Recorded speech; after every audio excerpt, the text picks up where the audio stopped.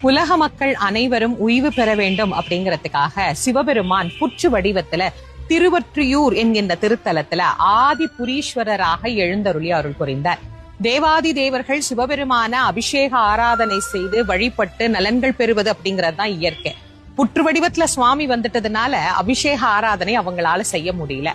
பிரம்மா, விஷ்ணு, ஆதிசேஷன் எல்லாரும் கடுமையான தவம் பண்ணி சிவபெருமான் கிட்ட நாங்க உங்களை அபிஷேகம் பண்ணணும், ஆராதனை பண்ணணும், அப்பதான் எங்களுக்கு எல்லா நலனும் கிடைக்கும், உலகம் நலன் பெறும் அப்படின்னு கேட்ட போது சிவபெருமானே சொன்ன நாள் கார்த்திகை மாத பௌர்ணமியிலிருந்து 3 தினங்கள் தைல காப்பிட்டு என்ன அபிஷேகம் பண்ணுங்க அப்படின்னு சொன்ன அந்த திருநாளை முன்னிட்டுதான் ஒவ்வொரு ஆண்டும் கார்த்திகை மாதம் பௌர்ணமியில கவசம் திறக்கப்பட்டு சுவாமிக்கு அழகா தைல காப்பு அபிஷேகம் எல்லாம் 3 நாட்கள் நடைபெறும்.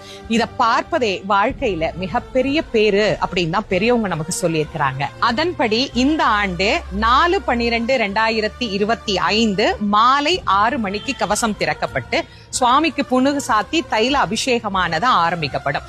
தொடர்ந்து 3 நாட்களும் காலங்கள் தோறும் தைல அபிஷேகமானது சிறப்பாக நடைபெற்று 6/12/2025 இரவு அர்த்தஜாம பூஜையோடு சுவாமிக்கு தைலக்காப்பு அபிஷேகமானது நிறைவு செய்யப்பட்டு மீண்டும் கவசம் சாத்தப்படும்.